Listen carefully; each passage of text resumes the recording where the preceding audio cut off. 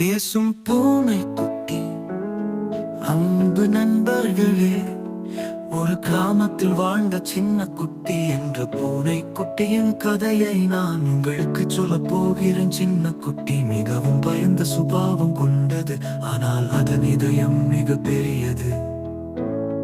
ஒரு சிறிய கிராமம். அந்த கிராமத்தில் சின்ன குட்டி என்ற ஒரு அழகான பூனை குட்டி இருந்தது. அது மிகவும் பயந்தது. அது பேசும் என்பது அதன் பாட்டிக்கு மட்டுமே தெரிந்த ஒரு ரகசியம். சின்ன குட்டி ஒரு சிறிய சத்தம் கேட்டாலும் பயந்து பாட்டியின் பின்னால் ஒரு அழகான பூனை குட்டி இருந்தது. அது மிகவும் பயந்தது. அது பேசும் என்பது அதன் பாட்டிக்கு மட்டுமே தெரிந்த ஒரு ரகசியம். சின்ன குட்டி ஒரு சிறிய சத்தம் கேட்டாலும் பயந்த பாட்டியின் பின்னால் ஒளிந்து கொள்ளும். ஏன் இப்படி பயப்படுற சின்ன குட்டி என்று பாட்டி அன்புடன் கேட்பார். நான் பயப்படுகிறேன் பாட்டி என்று சின்ன குட்டி கெஞ்சும் குரலில் பதிலளிக்கும்.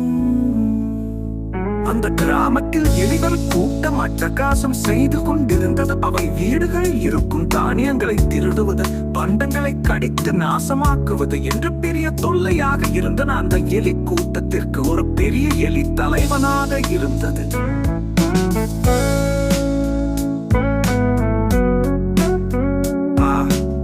கிராம மக்கள் அனைவரும் கவலையில் இருந்தார்கள். அப்போது பாட்டி சின்ன குட்டியிடம், சின்ன குட்டி, நீதான் பேசக்கூடியவன், நீ போய் அந்த எலிகளுடன் பேசி பார்க்கலாமே. நம் கிராமத்தை காப்பாற்ற உன்னால் மட்டுமே முடியும் என்று தைரியம் கூறினார். சின்ன குட்டி பயத்தால் நடுங்கியது. ஆனாலும் பாட்டியின் வார்த்தைகள் அதற்கு ஒரு புதிய பலத்தை கொடுத்தன.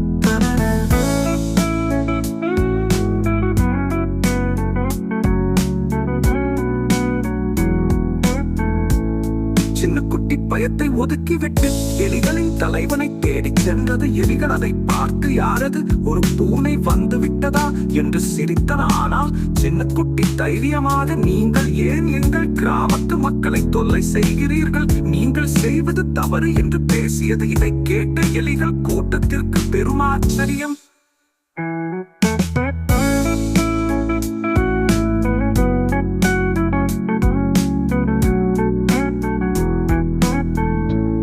சின்ன குட்டியின் தைரியமான பேச்சை கேட்ட எலிகள் தலைவன் குழப்பம் அடைந்தது. சின்ன குட்டி, உங்களுக்கு தேவையானதை நீங்கள் ஏன் திருட வேண்டும்? நாங்கள் உங்களுக்கு உணவு தருகிறோம், நீங்கள் திருடுவதை நிறுத்திவிடுங்கள் என்று உறுதியாக கூறியது. சின்ன குட்டி நல்ல மனதை கண்ட எலிகள் தலைவன், உன்னை போன்ற ஒரு நல்ல பூனையை கண்டதில்லை. சரி, நாங்கள் இந்த கிராமத்தை விட்டு செல்கிறோம். இனி நாங்கள் திருட மாட்டோம் என்று உறுதியளித்தது. எலிகள் கூட்டம் கிராமத்தை விட்டு வெளியேறியதும் கிராமத்தில் மீண்டும் அமைதி திரும்பியது. கிராம மக்கள் அனைவரும் சின்ன குட்டிக்கு நன்றி தெரிவித்தார்கள். பாட்டி சின்ன குட்டியை அன்புடன் அணைத்துக் கொண்டார். சின்ன குட்டிக்கு இப்போது பயமே இல்லை. அது மிகவும் மகிழ்ச்சியாக இருந்தது. நண்பர்களே, இந்த கதையின் நீதி என்னவென்றால், தைரியம் என்பது பெரிய உடம்பில் இருந்து வருவதில்லை, அது சிறிய இதயத்தில் இருந்து வரும். அதுதான் உண்மையான பலம்.